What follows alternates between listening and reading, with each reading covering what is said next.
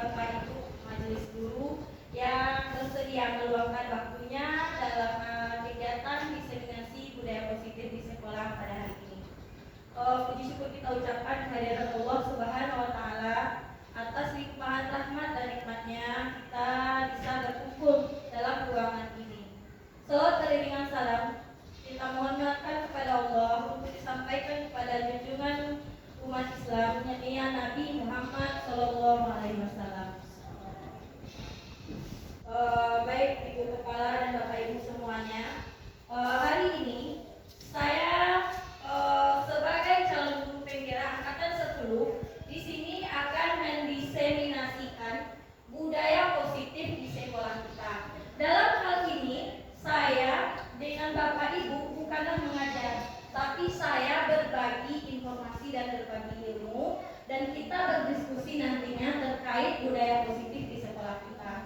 Baik Bapak Ibu semuanya, mungkin di sini saya tidak akan memanggil Bapak Ibu dengan Bapak Ibu, nantinya mungkin saya akan memanggil Bapak Ibu dengan kawan-kawan supaya diskusi kita lebih akrab, terasa lebih akrab. Lanjut Bapak Ibu, kita lanjutkan ya, diseminasi budaya positif di sekolah. Sebelum itu kita lihat dulu nih. Ada quote mengatakan Stephen Covey, bila kita ingin membuat kemajuan perlahan sedikit-sedikit, ubahlah sikap atau perilaku Anda. Namun bila kita ingin memperbaiki cara-cara utama kita, maka kita perlu mengubah kerangka acuan kita. Ubahlah bagaimana Anda melihat dunia. Ubahlah bagaimana Anda berpikir tentang manusia. Dan ubahlah bagaimana paradigma Anda, skema pemahaman dan penjelasan aspek-aspek tertentu tentang realita. Jadi di sini bisa kita bawakan kepada diri kita. Di sini kita akan berefleksi bersama Bapak Ibu, kawan-kawan semuanya ya. Di sini kita akan berefleksi bersama nanti. Kira-kira sudahkah di sekolah kita ini seperti ini? Baik, selanjutnya budaya positif. Budaya positif akan terbangun apabila kita menciptakan lingkungan yang positif di sekolah. Budaya positif ada 6 konsep inti budaya positif. Pertama, disiplin positif. Kemudian nilai-nilai kebajikan universal, motivasi perilaku manusia tentang hukuman dan penghargaan. Kemudian keyakinan sekolah ataupun keyakinan kelas, kebutuhan dasar manusia, posisi kontrol restitusi, dan segitiga restitusi. Oke, kita masuk yang pertama, disiplin positif. Apa itu disiplin positif? Itu perilaku disiplin yang tumbuh karena motivasi intrinsik, bukan karena ada hukuman dan penghargaan. Tujuannya apa disiplin positif ini? Menanamkan motivasi intrinsik. Berarti anak memang disiplin itu dari dalam dirinya, bukan karena adanya hukuman dari kita sebagai guru maupun penghargaan. Jadi tidak pernah terpengaruh oleh hukuman ataupun hadiah. Kita lanjut. Nilai-nilai kebajikan universal. Nilai-nilai kebajikan universal ini maksudnya nilai-nilai yang dianggap baik oleh semua warga sekolah. Begitulah kira-kira. Atau kalau di dalam kelas, nilai-nilai yang dianggap baik oleh semua warga kelas. Nah, nilai-nilai kebajikan itu sifat positif manusia, tujuan mulia yang ingin dicapai setiap individu. Nilai-nilai ini merupakan payung besar. Misalnya kita ke sekolah, apa tujuan kita ke sekolah? Apa yang mendasari kita sekolah? Nah, seperti itu ya Bapak Ibu, nilai ini mendasari kita berperilaku. Kita melaksanakan beribadah, melaksanakan sholat 5 waktu, pasti ada yang mendasarinya. Karena kita ingin beriman dan bertakwa kepada Tuhan Yang Maha Esa. Seperti itu. Jadi nilai-nilai kebajikan universal ini adalah nilai-nilai yang memang diyakini baik oleh semua anggota kelas. Nah, misalnya seperti kita sekarang ini, nilai apa rasa-rasanya menurut kita yang ada pada kita? Mengapa kok Bapak Ibu mau menghadiri kegiatan diseminasi ini sekarang? Yang mungkin salah satu adalah nilai kebersamaan. Nah, seperti itulah nilai-nilai kebajikan universal itu nilai yang mendasari perilaku kita. Dalam pendidikan kita saat ini Sebenarnya ada enam nilai kebajikan universal dalam setiap institusi pendidikan. Namun kita yang nilai yang dicapai oleh siswa kita yang ingin dicapai dalam pendidikan kita ini adalah profil pelajar Pancasila. Itu beriman, bertakwa kepada Tuhan yang Maha Esa, dan berakhlak mulia. Jadi kita memang mengharapkan peserta didik kita itu memang memiliki nilai-nilai ini: mandiri, bernalar kritis, berkebinekaan global, bergotong royong, dan kreatif. Baik Bapak Ibu, ini adalah kita masuk selanjutnya, motivasi perilaku manusia. Menurut Diana Rosen, untuk ada 3 motivasi perilaku manusia. Kita berbuat, baik guru maupun anak, ada 3 motivasi perilakunya. Ada yang membuat dia melakukan sesuatu, itu ada 3. Yang pertama, untuk menghindari ketidaknyamanan atau hukuman. Jadi misalnya siswa kita memakai sepatu selama di dalam kelas, karena apa? Mungkin untuk menghindari supaya tidak dihukum. Jadi itu salah satunya motivasi perilaku. Yang kedua, mendapatkan imbalan atau penghargaan dari orang lain. Ini juga menjadi motivasi perilaku manusia. Selanjutnya, untuk menjadi orang yang mereka inginkan dan menghargai diri sendiri dengan nilai-nilai yang mereka percaya. Dari ketiga motivasi perilaku ini, Bapak Ibu, kawan-kawan semuanya, yang paling berdampak jangka panjang adalah ini: menjadi orang yang mereka inginkan. Ada motivasi dari dalam dirinya, motivasi intrinsik. Saya setelah mempelajari budaya positif ini, saya baru sadar apa yang telah saya lakukan kepada anak selama ini ternyata salah. Salah satunya penghargaan. Selama ini saya pernah menjanjikan pada anak apabila datang setiap hari selama pesantren Ramadan diberikan hadiah. Ternyata memberikan penghargaan tidak berdampak jangka panjang, tapi berjangka pendek, dan penghargaan tidak efektif dilakukan dalam memotivasi perilaku anak-anak kita. Kenapa demikian?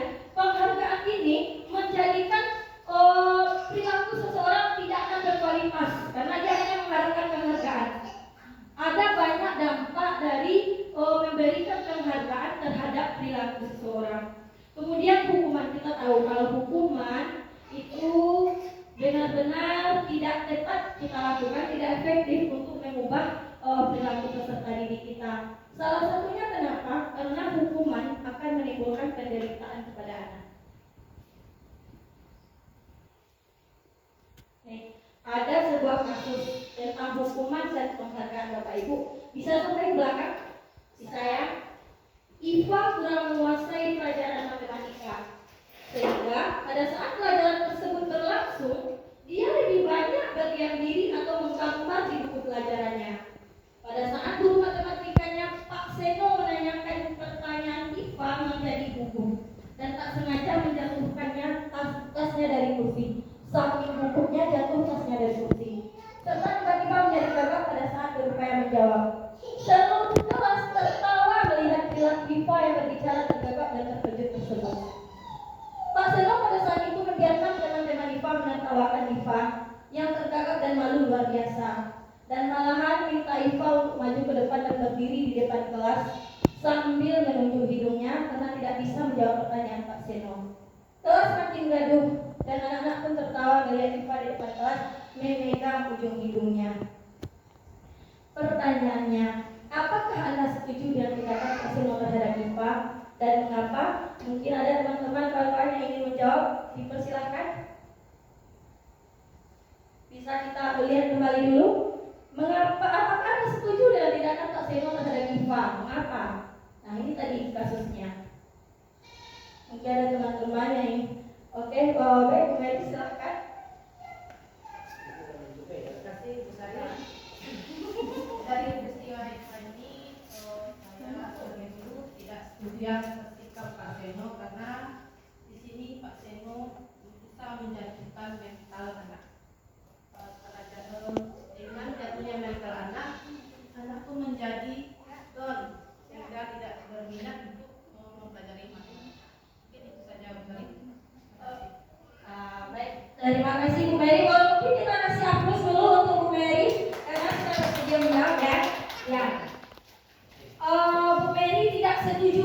Mungkin ada Bapak Ibu yang lain, kawan-kawan yang lain yang setuju dengan tindakan Pak Seno terhadap IPA?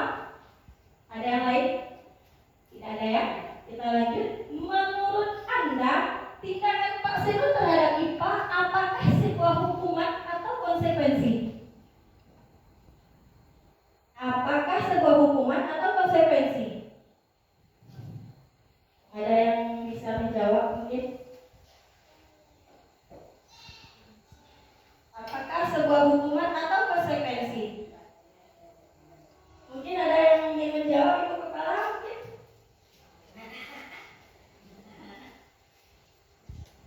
Terima kasih kepada Ibu Sari.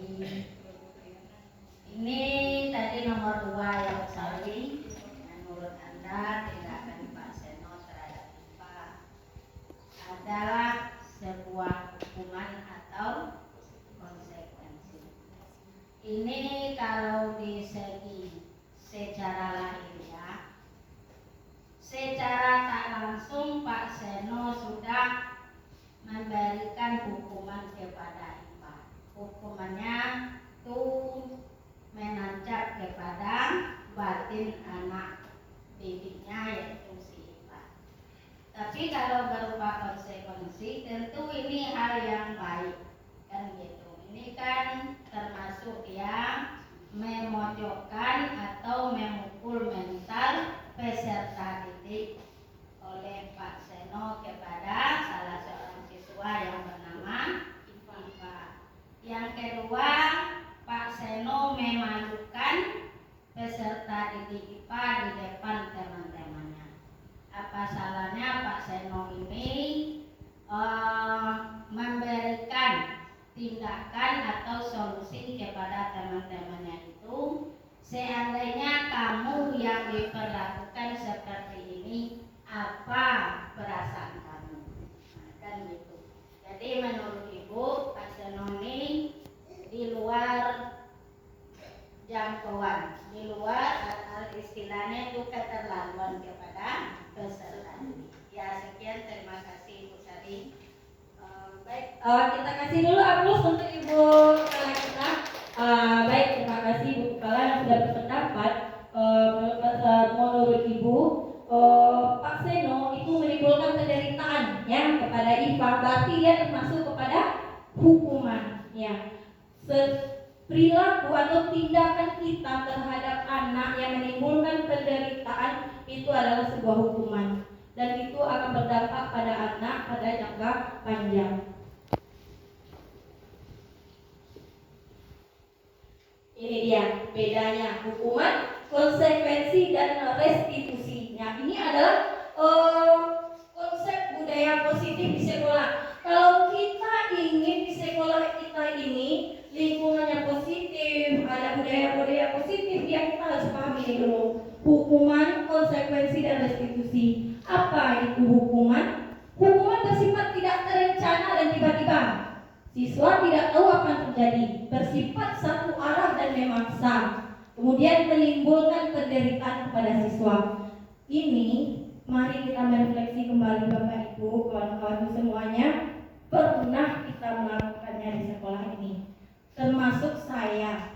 Terutama ketika siswa kita memakai sendal sedang berbaris. Ini adalah salah satu yang pernah kita lakukan, dan itu mungkin saya yang pernah melakukannya. Bersifat satu arah dan memaksa. Jadi hukuman ini hanya dari guru kepada siswa, dan memaksa. Kita dan saya mungkin ya pernah melakukannya, buka sendal, letak sendal di depan. Itu kan menimbulkan penderitaan kepada anak.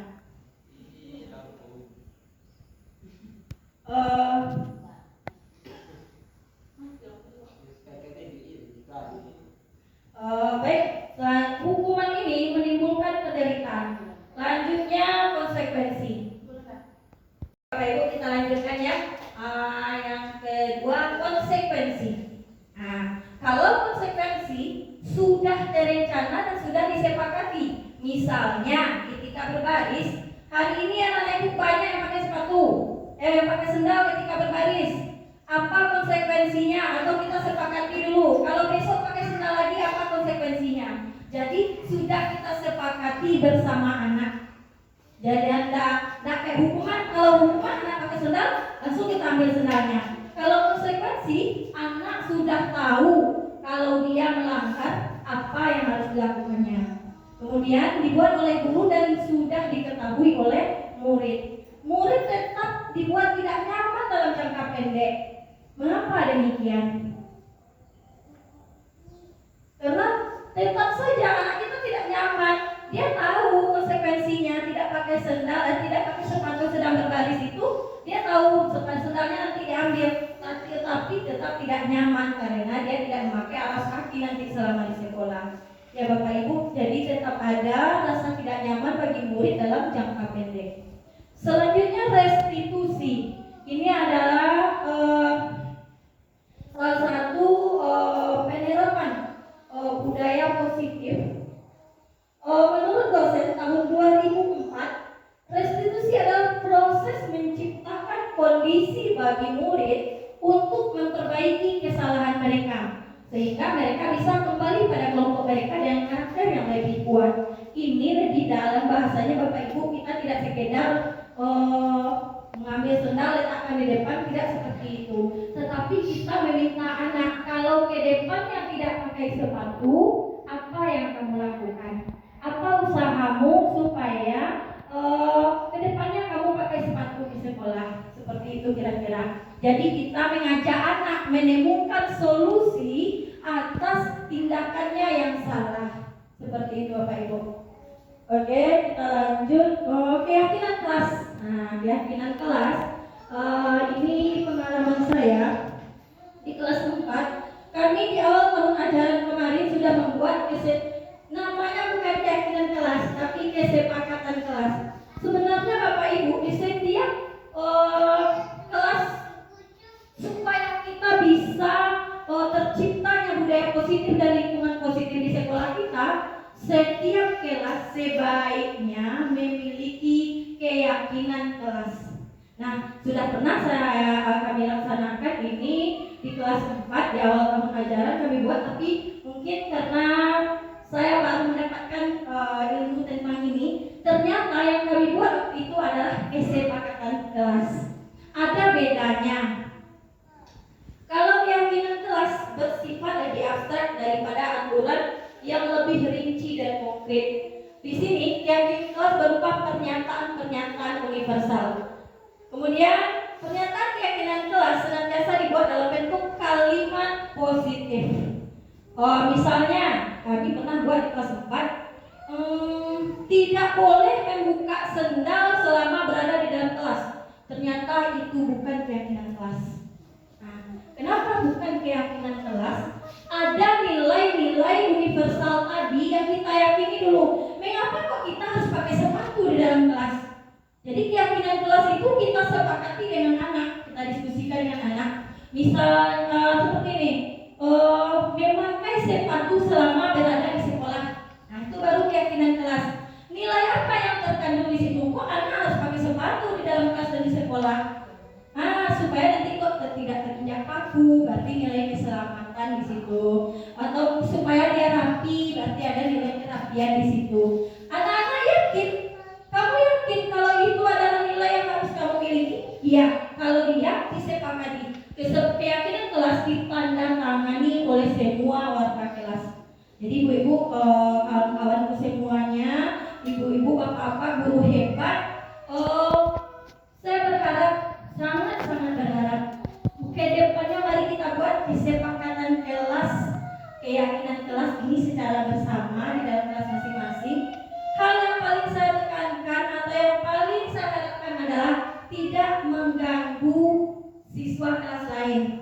Ini perlu. Kalau kita di dalam setiap kelas punya aturan seperti itu, kita berkomitmen, kita konsisten untuk menegakkannya, insya Allah tidak ada lagi istilah mengganggu teman, apalagi ketika jam belajar. Lanjut, keyakinan kelas sebaiknya sesuatu yang dapat diterapkan di lingkungan tersebut. Ya tentu. Kalau tidak bisa kita terapkan, tidak bisa kita laksanakan, untuk apa kita buat? Ya, mungkin demikian. Kemudian semua warga kelas hendaknya ikut berkontribusi dalam membuat keyakinan kelas. Itu tadi kita diskusi dengan semua semua siswa. Itu sudah pernah pengalaman saya, sudah pernah saya lakukan di kelas 4 di awal pembelajaran, cuman masih belum mengarah pada keyakinan kelas. Ada yang kami lahirkan itu memakai sepatu selama berada di sekolah yang nyatanya masih dilanggar, tindakan siswa masih salah. Kemudian piket, piket itu piket luar dalam masih ada yang dilanggar. Karena kenapa? Karena ada nilai-nilai keyakinan kelas itu yang belum diyakini oleh siswa, mungkin seperti itu. Sehingga masih ada pelanggaran-pelanggaran terhadap kesepakatan kelas yang dibuat. Insya Allah kedepannya akan diperbaiki dan menjadi lebih baik lagi. Kemudian bersedia meninjau kembali keyakinan kelas dari waktu ke waktu. Nah ini ya, jika keyakinan kelas sudah kita buat, Bapak Ibu, kawan-kawan semuanya, kalau keyakinan kelas sudah kita buat, apabila terjadi tindakan yang melanggar keyakinan kelas itu, kita bersedia prosesnya. Nah, kita bersedia prosesnya. Misalnya tadi anak ini misalnya Farel lebih sering itu, pengalaman saya Farel itu paling lebih sering mengganggu siswa kelas 4, apalagi sedang belajar. Itu nanti bisa kita terangkan, Farel, apa keyakinan kelas kita Farel? Apa yang Farel lakukan? Di sini Bapak Ibu, kawan-kawan semuanya, tidak ada perilaku itu yang salah. Setiap perilaku ada alasannya. Di sini berarti kita perlu kembali meninjau kembali nanti keyakinan kelas dan keyakinan sekolah kita. Kita lanjutkan kita buat dulu Bapak Ibu, misalnya keyakinan kelas kita. Dia begini, yang pertama, apa peraturan di kelas sebaiknya yang kita buat dulu. Ini kita coba dulu. Mungkin kawan-kawan semua bisa menuliskannya di sini. Nanti kita tempel di sana. Keyakinan kelas dia berupa kalimat positif. Ya, dia berupa kalimat positif.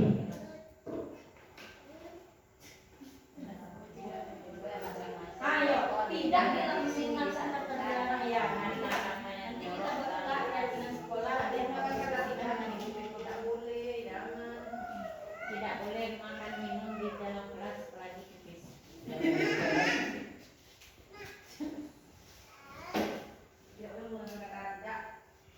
Jangan menggunakan kalimat positif.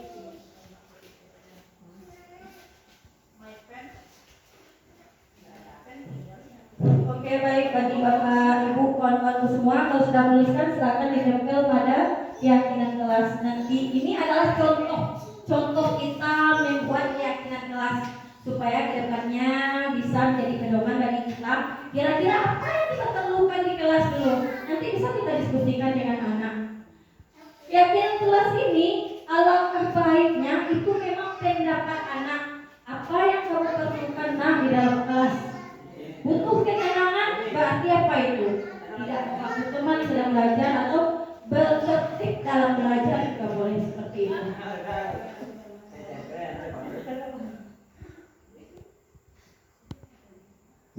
Boleh Bapak Ibu silahkan.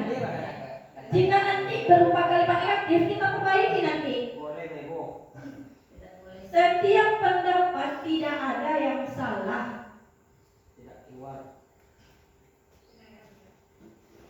Silahkan ditempel bagian pendapat saya. Boleh.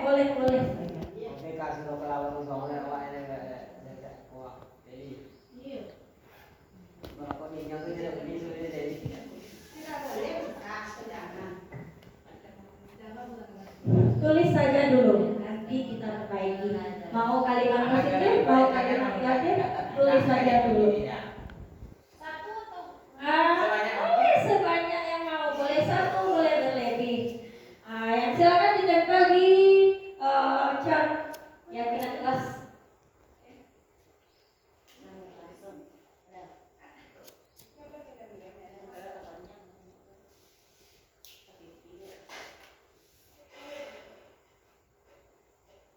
Kok lah terlalu banyak, waduh keyakinan Ya, nanti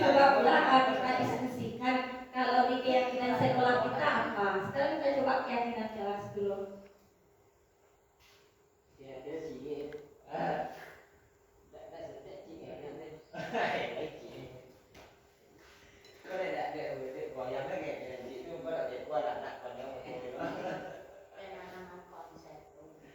Ya. Ini dulu cara kita membuat keyakinan kelas dan daftar diri kita. Kita harus diskusi, boleh terima saja. Misalnya anak berpendapat, Bu, tidak boleh keluar masuk, boleh tulis saja dulu tidak boleh.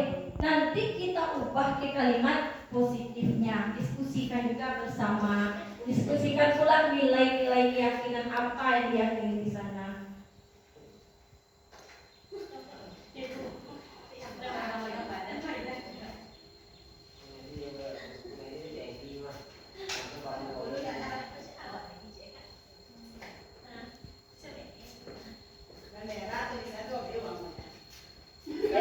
Tidak masalah, tidak ada pendapat yang salah. Kita mencoba bentuk keyakinan kelas. Ya, nanti ada kawan-kawan yang ingin yang bisa membacakannya di depan.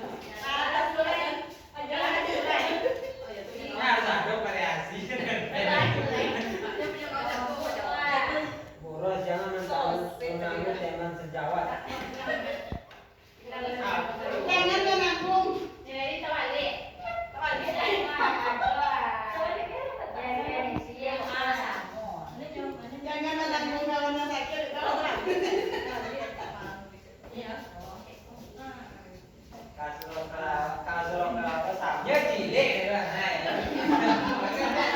Oke, baik. Kawan-kawan guru hebat, mungkin ada yang ingin membacakan ke depan. Kira-kira keyakinan kelas apa yang kita inginkan? Mungkin ada yang ingin membacakannya di depan, kita silakan dulu. Semuanya. Ya, semuanya. Nanti baru kita diskusikan.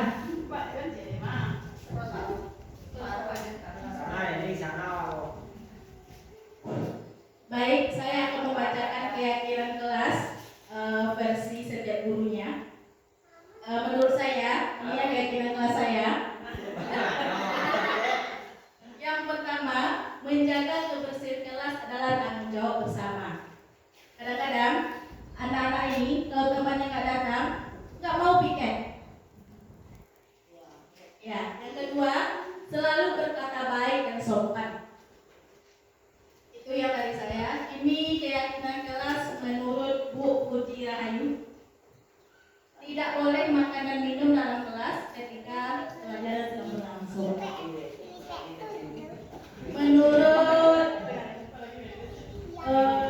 Bu Leni Maisofa ini, yang pertama jangan datang terlambat masuk kelas. Yang kedua jangan merusak peralatan kelas. Selanjutnya dari siapa ini tadi ya? Oleh saja. Yang pertama mengucapkan salam saat masuk kelas, menggunakan sepatu selama jam sekolah, melaksanakan tugas piket kelas sesuai jadwal yang sudah disepakati. Jangan makan ketika belajar. Jangan. Kalau masuk tidak ada lagi yang kedua. Assalamualaikum warahmatullahi wabarakatuh.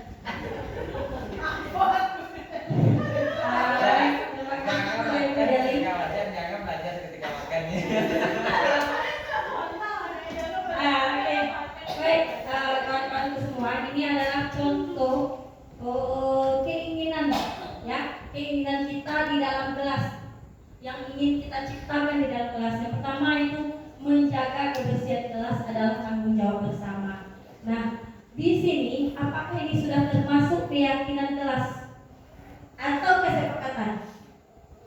Bagaimana menurut kawan-kawan semuanya? Keyakinan kelas berupa kalimat positif dan diyakini nilainya. Nah, nilai apa di sana? Menjaga kebersihan kelas. Berarti nilai kebersihan atau nilai menjaga kebersihan. Ini merupakan salah satu keyakinan kelas. Ya, kita tulis ya. Salah satu ini contohnya menjaga kebersihan kelas.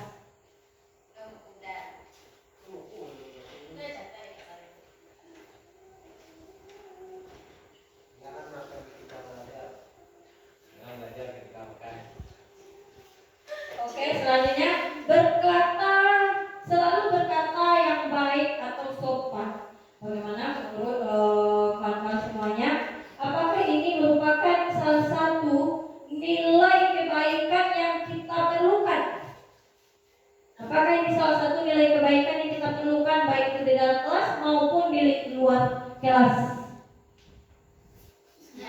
Ya, ini adalah salah satu nilai kebaikannya, selalu berkata baik dan sopan. Kadang-kadang anak-anak ini suka manggil temannya dengan nama orang tuanya.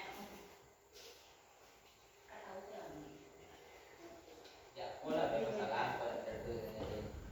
Tapi kita itu apa sih? Lanjut, tidak boleh makan dan minum di dalam kelas. Nah, ini apakah yang kelas Bapak Ibu? Sudahkah ini merupakan bahasa keyakinan kelas? Tidak boleh, ya, tidak boleh makan dan minum di dalam kelas selama pembelajaran berlangsung. Jika ini kan masih merupakan kalimat negatif. Bagaimana sebaiknya kalimat positifnya untuk sebuah keyakinan kelas? Lalu, kok tidak boleh? Memang nilai apa yang kita ambil di sini? Tidak boleh makan dan minum selama pembelajaran berlangsung. Nilai kebaikan apa yang kita ambil di sini? Jika ini diyakini sebagai keyakinan kelas, nilai apa yang ingin kita ambil? Yang ingin kita terapkan gitu. Kalau menjaga kebersihan, ya nilai menjaga kebersihan. Nilai disiplin. Berarti ini masuk keyakinan kelas ya. Tapi bagaimana bahasanya supaya lebih positif? Alangkah lebih baik tidak makan di dalam kelas. Membiasakan tidak makan dan minum. Selama pembelajaran berlangsung. Oke, boleh ya. Membiasakan. Kalau makan itu dari sini. Ini tak boleh tanya oleh aku nak makan di dalam kandang. Ini oke kok Bu, ini Bu. Membiasakan tidak makan dan minum. Selama PBM. Dan minum selama PBM. Masih menggunakan yang kita tidak. Membiasakan. Ya begini, kan kalau tidak boleh makan dan minum, ya memang dikatakan dengan kita Alangkah lebih baik tidak makan dalam kelas semua di Bu. ya Bukan membiasakan tuh beda ini. ya ada kita istilahnya membiasakan disiplin ya. Lanjut, jangan terlambat masuk kelas. Kira-kira kawan-kawan semuanya nilai apa yang harus yang ingin nilai apa yang kita terapkan pada anak dengan kata tidak terlambat masuk kelas? Disiplin ya. Tapi bagaimana bahasa yang lebih positif?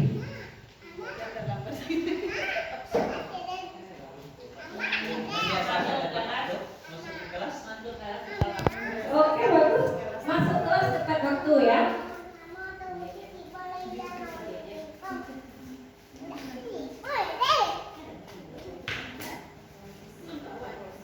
Lanjut, jangan merusak peralatan kelas. Mungkin ini juga termasuk dalam yang positif kita menjaga peralatan kelas. Mungkin seperti itu lebih baik ya. Menjaga peralatan kelas.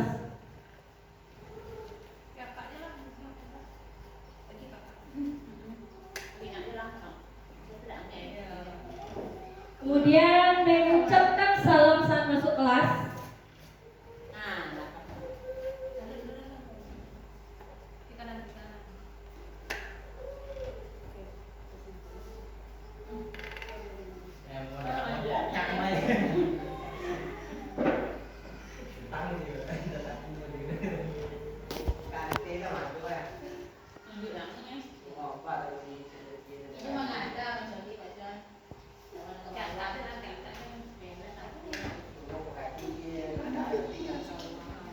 Oke, Bapak Ibu, masih banyak lagi nih keyakinan kelas yang diharapkan, ya, yang diharapkan ada di dalam kelas kita oleh Bapak Ibu, kawan-kawan semuanya. Ada jangan mengganggu teman di kelas. Bagusnya bagaimana bahasanya, Bapak Ibu? Bukan hanya di kelas, ada teman, ada anak yang permisi kemudian mengganggu teman di kelas lain. Kasih waktu permisinya berapa kali dalam Iya, seperti bisa tuh 2 kali permisi boleh. ya, apa namanya? Itu yang di sini tidak mengganggu teman. Bagaimana bagusnya bahasa kita menerapkannya atau menghormati sesama, mungkin bisa seperti itu, atau yang lebih bisa saling menghargai sesama. Ini merupakan keyakinan-keyakinan kelas yang kita harapkan ada, namun tidak perlu semuanya kita terapkan di kelas kita, tapi keyakinan kelas yang dapat diterapkan di lingkungan kelas mana saja. Mungkin tentu di kelas rendah dan kelas tinggi agak sedikit berbeda, ya. Mungkin demikian ya keyakinan kelas di yang sudah bisa kita susun, ya, contoh-contoh keyakinan kelas yang diharapkan kedepannya bisa kita terapkan. Nah, ini dia. Selalu bersikap positif, senantiasa menjadi diri terbaik, percaya dan menghormati orang lain serta barang miliknya. Nah, ini dia nih, percaya dan menghormati orang lain serta barang miliknya. Jadi dia kalau tidak mengganggu barang milik orang lain ya nih, nanti pinjam pensil, pinjam pena dirusak, tidak dikembalikan. Nah, sini dia. Berkomitmen terhadap setiap tugas. Kemudian senantiasa membantu. Ini juga contoh-contoh keyakinan kelas yang nanti bisa kita diskusikan, bisa kita bentuk dengan anak didik kita di kelas kita masing-masing. Selain itu, untuk guru mata pelajaran juga bisa diterapkan. Mungkin juga punya keyakinan kelas selama belajar PJOK atau punya keyakinan kelas selama belajar agama. Jadi bisa diterapkan nanti kedepannya diharapkan sehingga lingkungan yang positif sangat mendukung terciptanya budaya positif di sekolah. Ada 5 kebutuhan dasar manusia: kasih sayang dan rasa diterima, kemudian kekuasaan, kebebasan, kesenangan dan bertahan hidup. 5 kebutuhan dasar manusia termasuk kebutuhan dasar anak didik kita. Bapak Ibu semuanya, setelah saya mempelajari ini, saya merefleksi diri. Muncul sebuah pertanyaan ataupun mungkin refleksi saya terhadap siswa kita, terutama anak kita kelas 1. Sering sekali merengek dan nyinyirlah di depan kantor. Ternyata itu adalah sebuah kasus yang harus kita tangani. Mengapa anak nyinyir dan merengek kepada kita terus-menerus seperti itu? Berarti ada kebutuhan dasarnya yang tidak terpenuhi. Ada kebutuhan dasarnya yang tidak terpenuhi, baik itu di rumah mungkin atau di sekolah. Seperti anak kita rasakan sering merengek, mungkin dia rasa kasih sayang atau kesenangan, mungkin ada kebutuhan dasarnya yang tidak terpenuhi sehingga dia merengek-rengek di depan kantor kita. Ternyata cara guru dan saya merefleksi diri bukan seperti itu cara saya menghadapinya. Seperti itulah kira-kira. Jadi kita punya cara-cara, ada cara-cara tertentu kita menghadapi atau menangani anak-anak dengan kasus-kasus yang seperti itu. Ini tentang kebutuhan dasar manusia. Kemudian lanjut restitusi. Di sini tadi kita sudah jelaskan di awal, restitusi itu adalah proses kita mengajak anak mencarikan solusi atas tindakannya yang salah. Bapak Ibu di sini mari kita benar-benar berefleksi nantinya. Kira-kira saya di posisi yang mana? Selama ini saya saja dulu sering mengeluh dengan perilaku anak di kelas. Ternyata itu karena saya memposisikan diri saya tidak tepat terhadap anak. Nah, ini 5 posisi kontrol guru selama berada di sekolah. Pertama, sebagai penghukum. Kita tahu sebagai penghukum, guru-guru yang sebagai penghukum akan berkata seperti ini: patuhi aturan saya atau awas. Ya, kau selalu saja salah. Kamu selalu yang terakhir. Kamu yang salah. Jadi itu ternyata adalah posisi penghukum. Guru yang berada di posisi penghukum akan memiliki penilaian diri pada dirinya bahwa hanya ada satu cara supaya belajar anak itu berhasil, yaitu cara gurunya. Nah, ini guru yang memiliki posisi penghukum merasa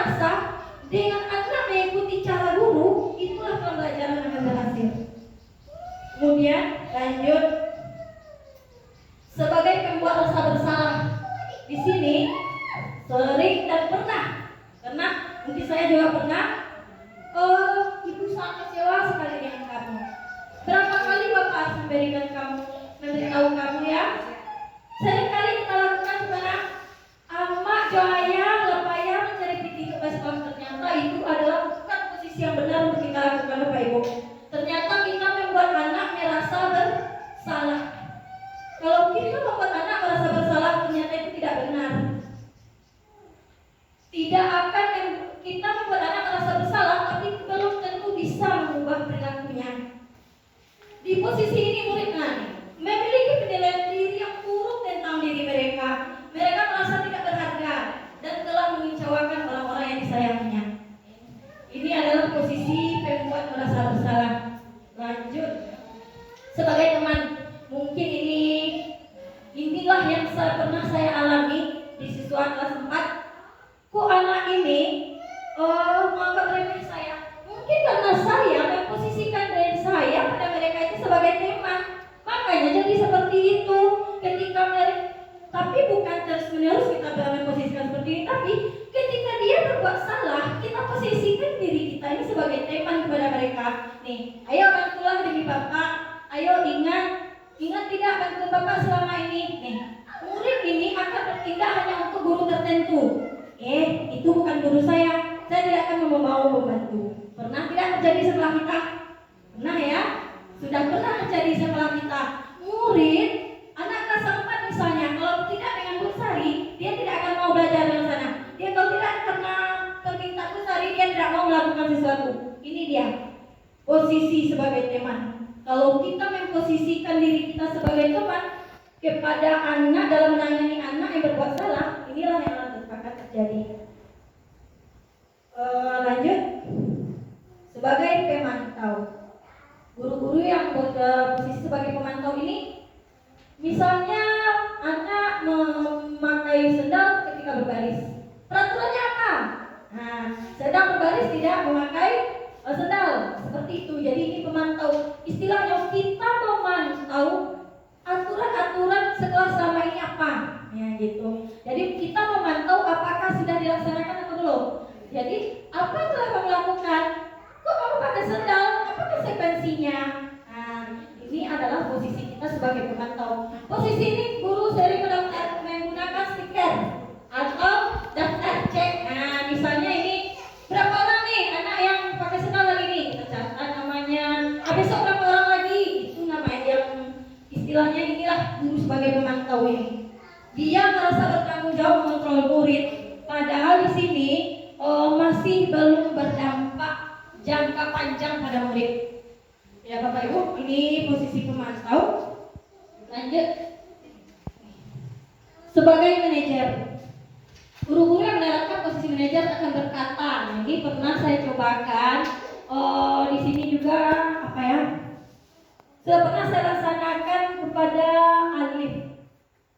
Apa yang kita yakini? Kembali ke keyakinan kelas kita. Waktu itu Alif tidak datang dan tidak memberi kabar. Nah, Alif kemarin Alif tidak sekolah. Ya Bu. Alif, kenapa Alif tidak sekolah? Terlambat bangun Bu. Alif terlambat bangun kenapa? Karena terlambat tidur malam, mengikuti ayahnya pergi bermain. Alif terlambat bangun boleh-boleh, ibu juga pernah melakukannya. Tetapi apakah Alif punya alasan? Iya, itu alasannya. Yang terlambat jago gara-gara terlambat lolok malam. Lalu Alif ke depannya bagaimana? Mau terlambat terus? Nggak Bu. Mau lagi mengikuti ayah yang pergi bermain malam? Nggak Bu. Jadi diharapkan Bapak Ibu, kawan-kawan semuanya, ini posisi yang paling menurut saya paling tepat kita laksanakan. Di sini kita tidak menghukum, tidak menanyakan konsekuensi, tapi kita mengajak anak menemukan kembali solusi, menemukan solusi atas tindakannya yang salah. Di sini tugas seorang dia bukan untuk mengatur perilaku seseorang. Kita membimbing murid untuk mengatur dirinya sendiri. Mungkin muncul pertanyaan dari Bapak dan Ibu. Bagaimana kita menerapkan seperti itu? Anak-anak kita saja seperti ini. Kondisi anak seperti ini, kondisi kita seperti ini. Bapak Ibu sepanjang kita mau berusaha dan konsisten melaksanakannya, insya Allah mungkin tidak semua anak akan berubah. Setidaknya ada kemajuan dari usaha yang kita lakukan.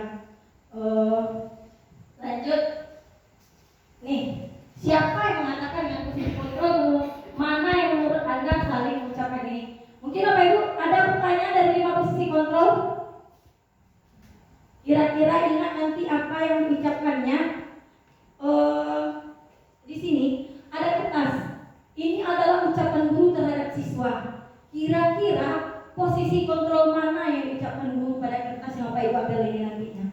Oh, jawabannya bisa nanti ditulis pada kertas pink ini.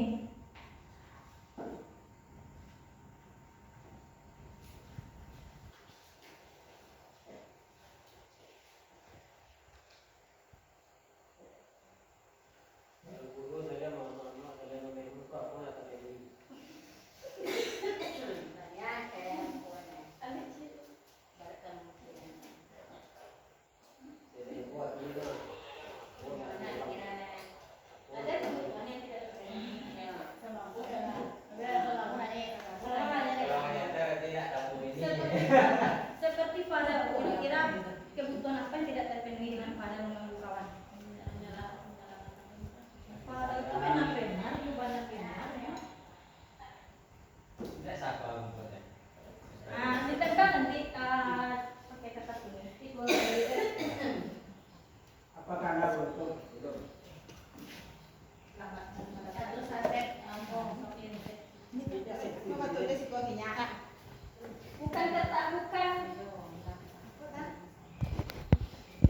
Bukan kata gurunya yang ditulis, tapi posisinya siapa tadi?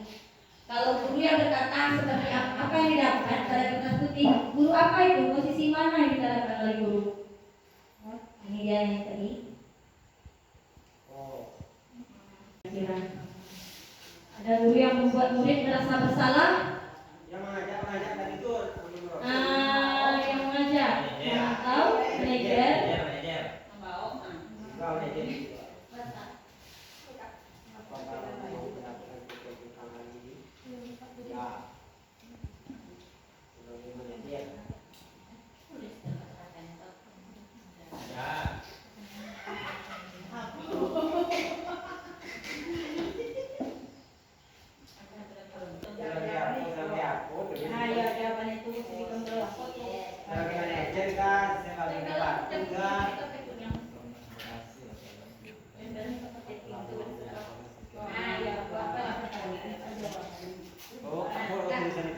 Begitu apa itu baca aku baca begitu.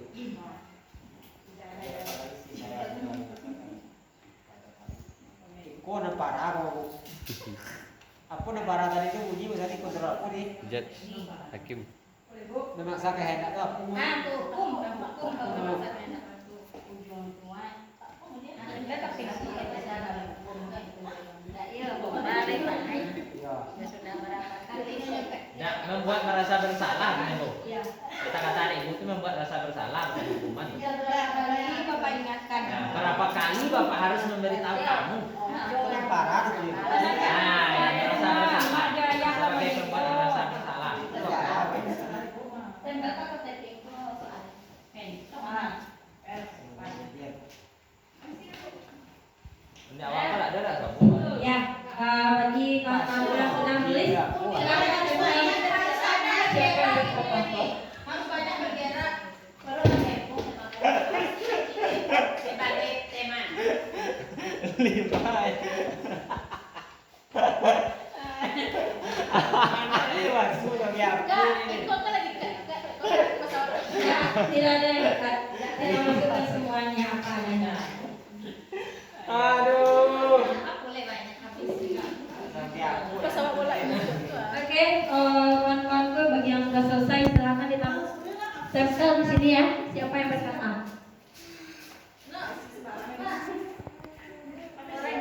Oh, aduh, oke.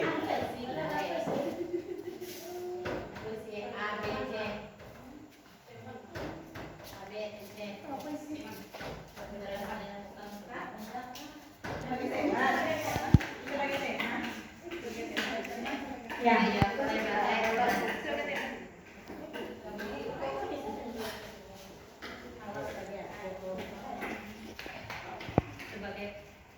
Kami tidak akan pernah berhasil dalam kehidupan ini. Sampai aku menjadi pun ini. Kok soalnya tapi aku kata dia, aku langsung jadi Sebagai raja, sebagai raja. sebagai sultan. Sebagai ibu kepala sekolah. Siapa yang berkata kepala sekolah? Baik, sudah selesai semuanya ya. dikontrol ya.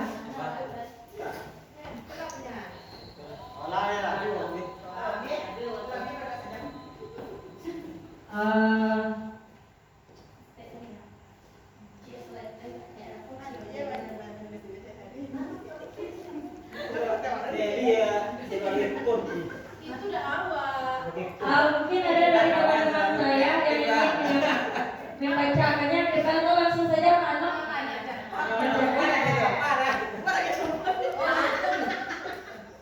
Oke, mungkin ada kawan yang ingin membacakan atau langsung saja ya saya bacakan. Pertama, kamu tidak pernah benar melakukannya. Kira-kira versi apa ya Bapak Ibu? Kamu tidak pernah benar melakukannya. Iya, sebagai penghukum itu ya. Kamu tidak pernah benar melakukannya. Jadi anak ini kita langsung tiba-tiba gitu kita menyampaikan pada anak, tentu anak akan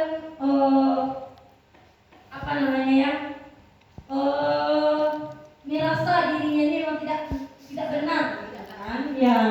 Kemudian apa rencanamu untuk menyelesaikan ini? Ya, sebagai manajer ya. Kemudian ayolah lakukan demi saya, demi ibu. Nah, kita sudah posisikan diri kita sebagai teman. Bagaimana kamu bisa menyelesaikan masalah ini? Itu adalah sebagai manajer. Ingat bukan apa yang telah saya lakukan, apa yang telah ibu lakukan pada kamu. Nah, ini sebagai teman. Berapa kali sih ibu sudah ingatkan sama kamu? Ya udah ibu gimana? Berapa kali sih ibu sudah ingatkan sama kamu gitu. Iya, membuat rasa bersalah. Kita membuat anak benar-benar merasa bersalah. Apakah kamu mau mendapatkan stiker hari ini? Sebagai apa itu? Mau nggak dapat stiker? Kan dia menggunakan stiker. Istilahnya memantau gitu. Memantau setiap keyakinan kelas yang dilaksanakan. Kemudian kamu tidak akan pernah berhasil dalam kehidupan ini. Ini benar-benar menghukum anak. Oke Bapak Ibu, mungkin dari sini, dari 5 posisi kontrol ini, kita bisa merefleksi diri kita selama ini di mana kita memposisikan diri kita terhadap tindakan anak yang salah.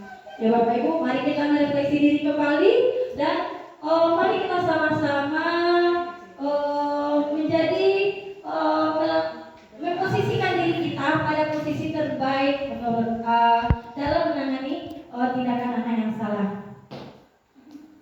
Sudah selesai. Ini lagi segitiga restitusi. Nah, jadi posisi sebagai manajer, dia akan menggunakan segitiga restitusi dalam menghadapi masalah anak. Dasar segitiga restitusi adalah menstabilkan identitas. Anakku masa barunya salah Pak. Dia misalnya meninju temannya. Kan salah sebenarnya itu tindakan dia. Tapi kita stabilkan identitasnya bagaimana? Farel, setiap orang boleh melakukan kesalahan, boleh meninju anak, boleh meninju teman. Tapi pasti Farel punya alasan. Nah, dia menstabilkan identitas atau tidak Farel saya yang keluar anak, yang keluar masuk keluar. Ibu aja kalau masuk meninggalkan kelas. Jadi anak tuh tidak jadinya merasa bersalah. Nah, jadi dia merasa tindakan saya tindakan saya ini tidak salah. Kira-kira dia begitu ya. Tetapi kita tidak sampai di sini. Tidak sampai di sini saja. Validasi tindakannya yang salah. Nah, kamu keluar terus dari tadi. Iya Bu. Pasti ada alasan. Setiap perilaku tidak ada yang salah, tetapi ada alasannya. Tanyakan alasannya. Apa cara yang lebih efektif supaya kamu tidak keluar masuk? Ya Bapak Ibu semuanya, para pasien hebat. Selanjutnya, selanjutnya setelah kita menstabilkan identitas dan memvalidasi tindakan yang salah, Farel sering keluar masuk. Farel pasti punya alasan. Lalu keyakinan kelas apa yang Farel langgar kalau Farel keluar masuk kelas? Nanti kan tidak tertib ya. Lalu apa solusi ke depannya? Apakah Farel masih mau keluar masuk sampai ke depannya? Jadi anak memang kita ini menuntun membimbing anak menemukan solusi atas tindakannya yang salah. Dia yang berbuat salah, dia yang mencari solusinya sendiri seperti itu. Jadi dengan demikian kita harapkan muncul motivasi intrinsik dari anak, muncul perubahan perilaku anak yang lebih baik itu datang dari dirinya sendiri, datang dari kesadarannya, bukan karena ingin kita hukum ataupun karena mendapatkan penghargaan, karena itu hanya berdampak jangka pendek. Nih dia, menstabilkan identitas. Nah, berbuat salah itu tidak apa-apa. Ibu juga pernah melakukannya, ya. Kira-kira seperti itu bahasa menstabilkan identitas. Lanjut, validasi tindakan yang salah.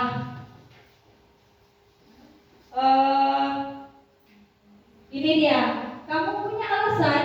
Nah, ini kita lebih ke menanyakan alasan dan cara yang lebih baik supaya dia tidak keluar masuk misalnya seperti itu. Terakhir menanyakan keyakinan kelas. Bapak Ibu, ada pula dia nih.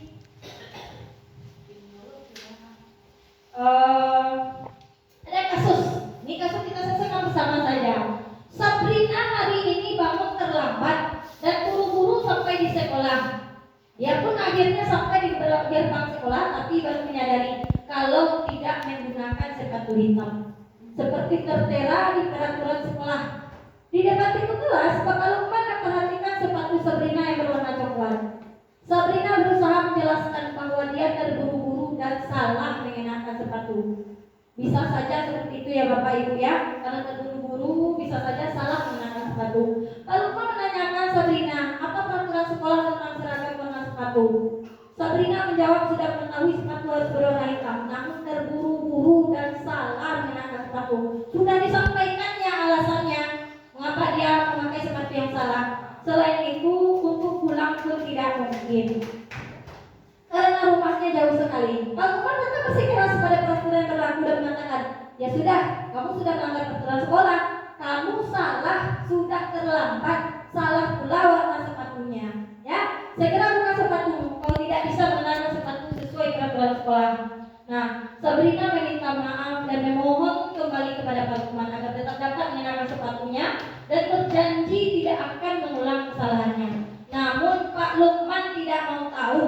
Tidak, kau telah melanggar peraturan sekolah. Kau tidak sanggup ambil sepatu di rumah atau diantarkan sepatu ke sekolah, ya sudah, kamu tidak bersepatu saja seharian di sekolah.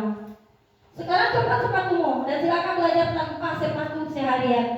Sabrina pun dengan berat hati mencopot sepatunya dan memberikannya kepada Pak Lukman. Seharian dia tidak berani keliling sekolah karena malu dan lebih banyak berdiam diri di kelas tanpa alas sepatu. Nah, kawan-kawanku guru hebat, mungkin selama ini kita pernah melakukan seperti ini. Harapan saya semoga kedepannya kita tidak pernah lagi melakukan hal-hal demikian. Muncul pertanyaan, dalam kasus di atas, posisi apa yang dilakukan Pak Lukman kepada Sabrina? Ada yang ingin menjawab? Sebagai, ada yang bilang pemantau, ada yang bilang penghukum. Kira-kira posisi apa yang paling tepat? Kalau dia posisi pemantau, di mana buktinya dia memantau? Kalau dia penghukum, di mana buktinya dia sebagai posisi penghukum?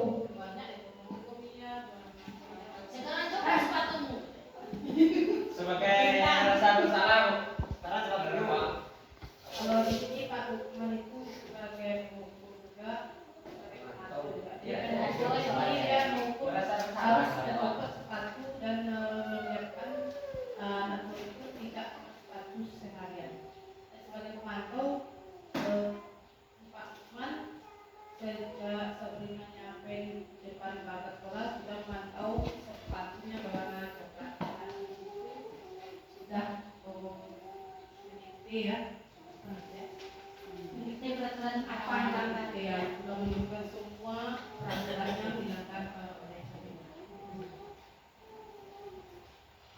Baik, terima kasih Bu Mary. Mungkin ada pendapat yang lain? Atau kita langsung buat saja? Atau Pak Nok ingin berpendapat? Langsung kita apakan saja ya. Ya, secara umum memang di bagian pertama, kalau teman berposisi sebagai pemantau, dia memantau, ya kamu sudah melanggar peraturan sekolah. Dia ingatkan kembali si Sabrina akan peraturan sekolah.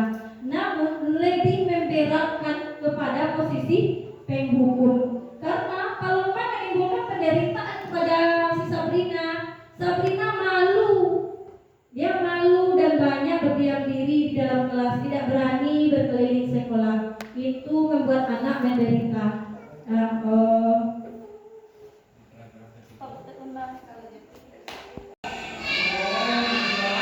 Apakah Najwa bisa mencari solusinya supaya tidak berkondisi lagi?